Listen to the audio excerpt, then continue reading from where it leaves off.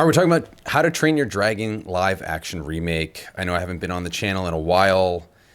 I got some more movies to throw out here. They're going to be late, but here we are. And I'm actually with my stepson, Malachi.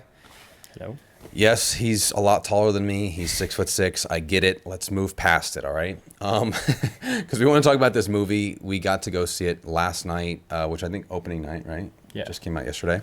Yep. And it was good. I think initial reaction is like, it's exactly what you would expect. But Malachi is a huge How to Train Your Dragon fan. It's one of his favorite movies. So I wanted to get his opinion as well, because I think it'd be valid to have multiple viewpoints on a movie. I'm a fan. I think it's cool, but he knows a lot more about it, and he's seen all the sequels and stuff. I have not. So definitely interested in hearing your initial thoughts. What were you kind of thinking about it?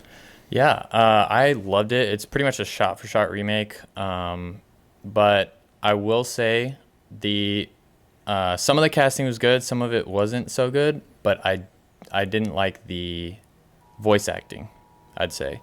Like, they didn't really have the right accents. Yeah, I will say that was kind of weird. Yeah, I mean, casting, when you're deviating from the original cast, right, and you're changing, they did some ethnicity swaps here, some race swapping, which is really weird.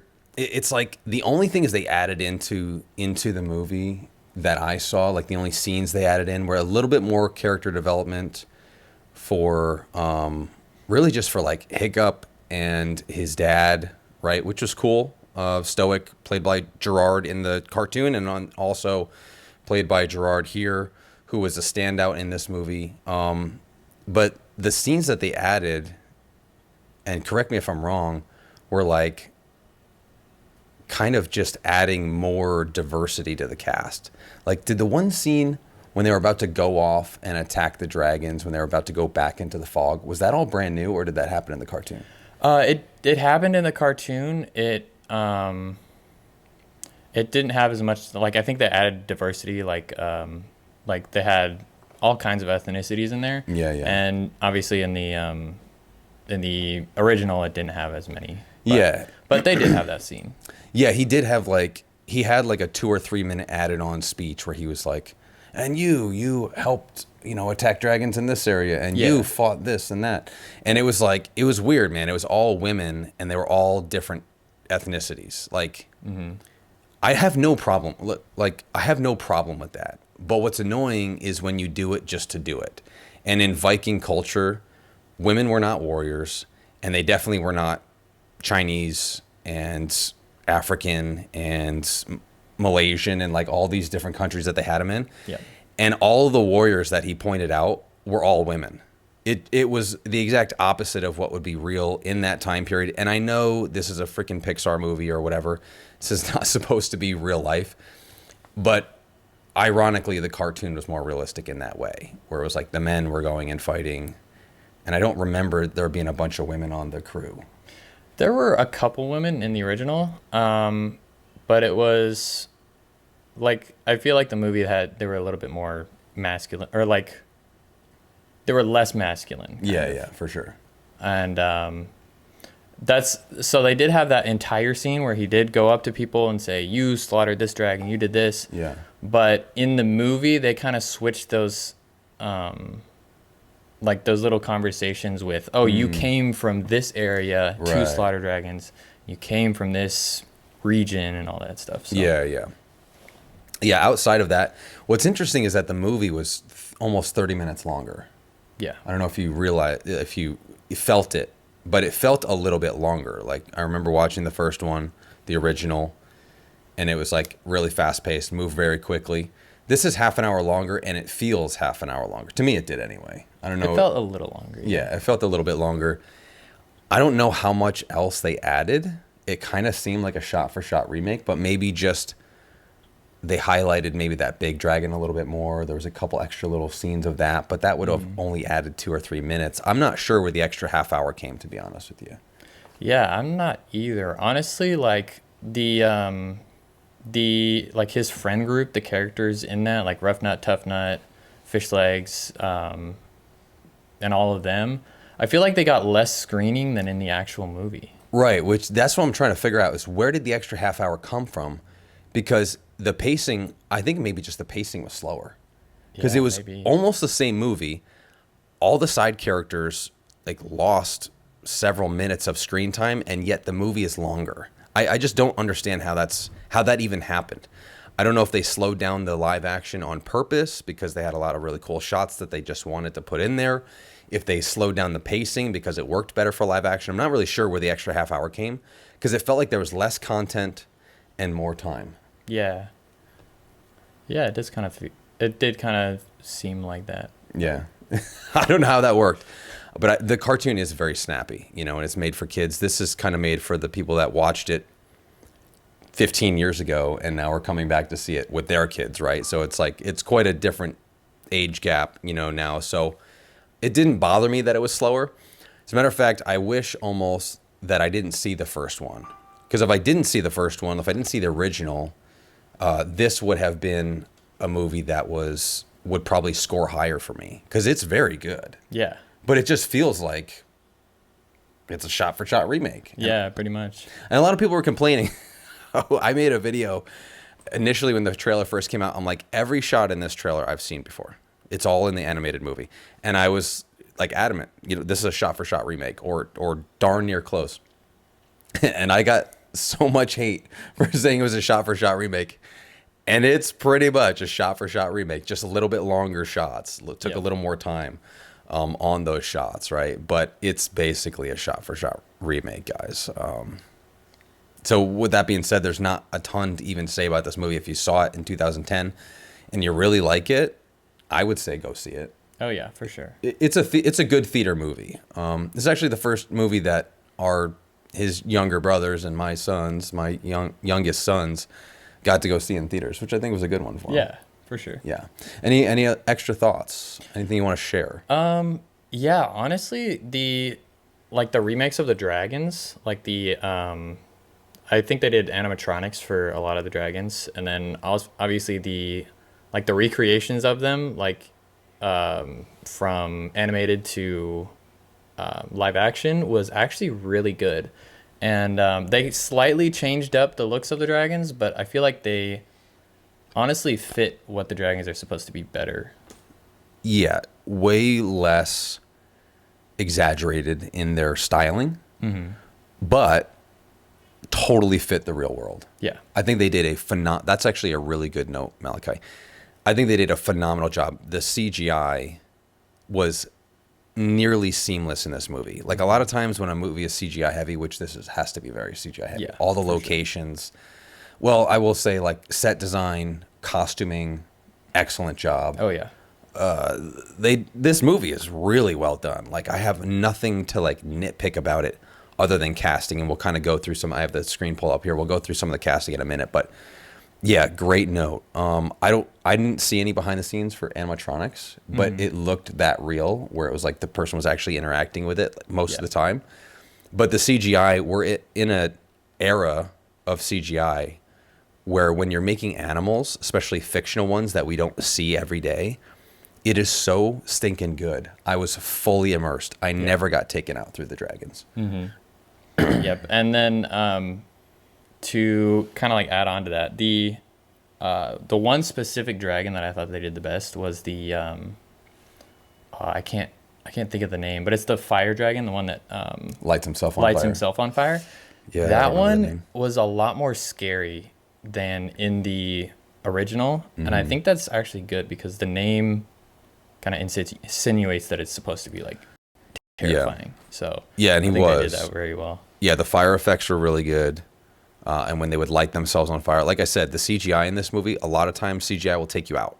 And it'll be that looks fake. Yeah. This was fully believable at all times. There was only one moment that I noticed an issue with CGI, and it was gone in a second. But it's because I'm looking for that stuff, right? I'm a filmmaker. I do that. That's kind of why I noticed it. But the average person is not going to see anything that bothers them. The only thing I saw was a couple little lighting issues when you could tell that they were in a soundstage and they were using one of those screen walls, it looked like to me. and they over backlit the characters. But that is such a filmmaker thing that nobody's going to recognize that. But that's just little nitpick stuff that I know because I've done it before. But this movie is masterfully shot.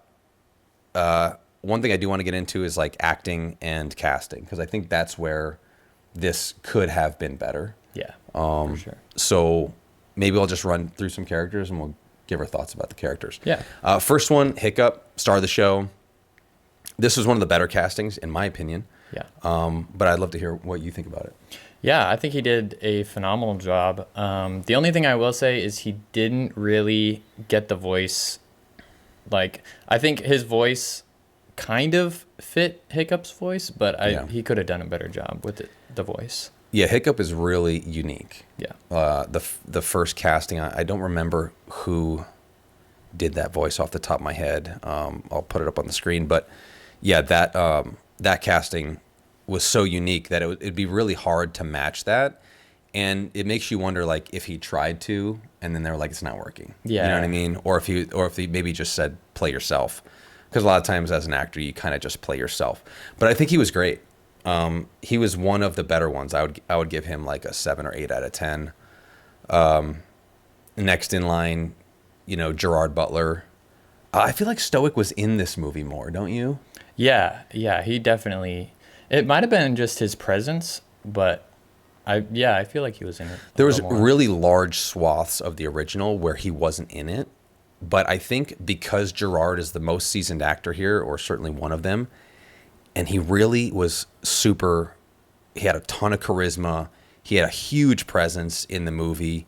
I like the way they costumed him to make him look really big, like he was in the. Because nobody's that big, like in real life, unless it's like Brian Shaw, right? But they made him look huge, just like he was in the cartoon, and that made me really happy. But he was the standout every time he was on screen. Super fun watching him. Mm-hmm. He could have phoned this performance in, but he did not. It was so good. Yeah. Like, it was so good. He was definitely a 10 out of 10. And he played the original Stoic, so he had a leg up on everybody. Yeah. And his voice is just incredible. But as far as, like, the way he moved, the way he understood the role and the character, and the way he performed was just phenomenal. So really great on Gerard. Astrid, this was an interesting casting. What did you think about it? Honestly, at first I was a little skeptical because of the ethnicity, the little swap. But she actually played it very well. Like obviously, or almost all of the shots, she did like exactly what the original had. Yeah. Like, her script was on close. Point. Yeah, it was pretty darn close. But she did a really good job, honestly. Yeah, I would say she was a surprise for me. I was coming in with very low expectations for that character, and she did a lot better than I thought. It's Nico Parker played Astrid, and she looks mixed race to me. I don't know. I didn't dig into her background, but she looks black or mixed raced. And honestly, she looked really white on screen. Now, I don't know if that was like the colorist doing a really good job and making her more pale. Mm-hmm. But one thing they did do, like we mentioned, is they put a lot of diversity in this cast. Like, Fishlegs was played by Julian Dennison, and he also looks Latin, maybe. Yeah, he's Latino, and he was probably one of the most annoying castings. Who? Sorry. Fishlegs.